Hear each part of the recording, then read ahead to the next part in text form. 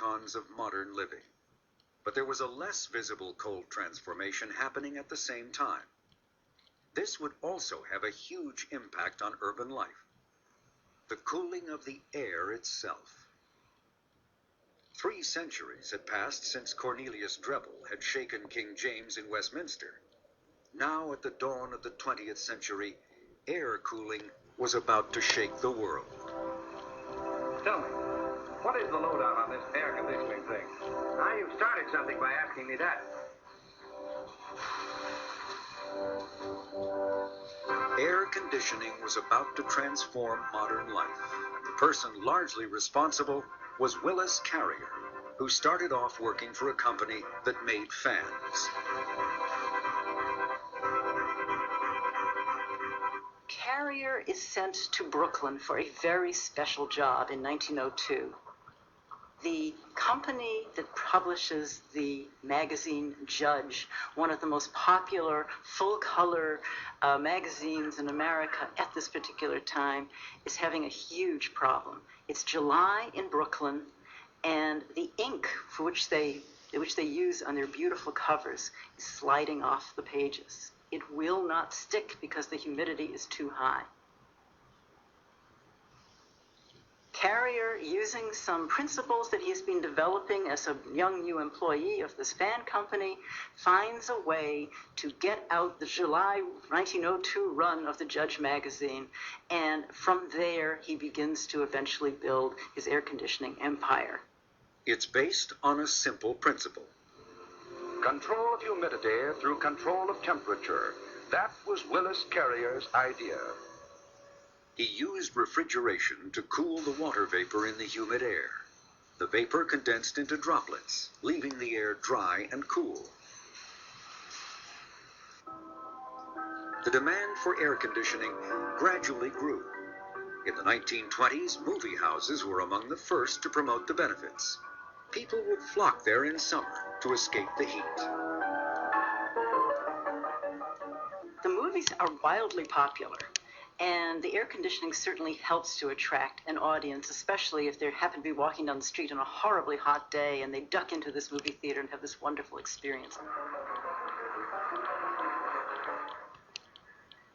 Air conditioning became increasingly common in the workplace, too, particularly in the South, where textile and tobacco factories were almost unbearable without cooling. When employees breathe good air and feel comfortable, they work faster and do a better job. I think some people think that these were nice, compassionate employers who were cooling down the workplace for the workers, but of course nothing could be further from the truth.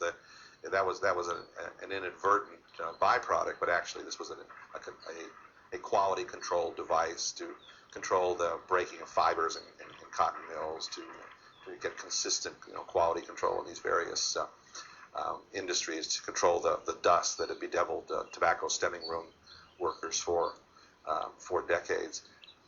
I think the workers obviously went home and to their unair conditioned shacks in most cases, and talked about how nice and cool it was working during the day. It's silly to suffer from the heat when you can afford the modest cost of air conditioning. By the 1950s, people were air conditioning their homes with standalone window units that could be easily installed. This wasn't just an appliance. It offered a new, cool way of life.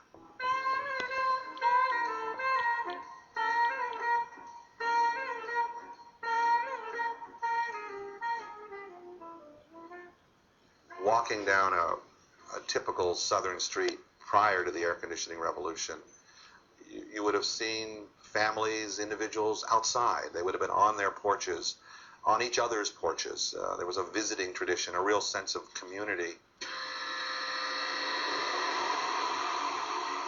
Well, I think all that changes with air conditioning. You walk down that same street, and basically what you'll hear are not the voices of people talking on the porch. You'll hear the whir of the compressors. Guess what we've got? An RCA room air conditioner. I'm a woman, and I know how much pure air means to Mother in keeping our rooms clean and free from dust and dirt.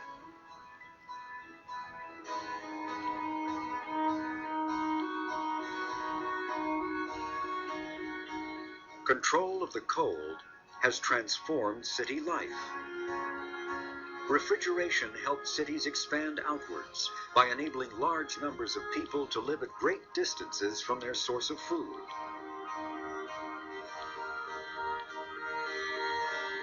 Air conditioning enabled cities to expand upwards. Beyond 20 stories, high winds make open windows impractical. But with air conditioning, 100-story skyscrapers were possible.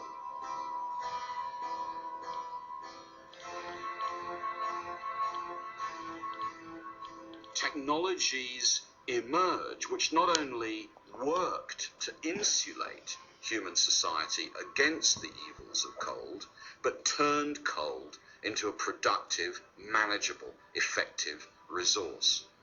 On the one hand, the steam engine, on the other, the refrigerator. Those two great symbols of 19th century world, which completely changed the society and economy of the planet.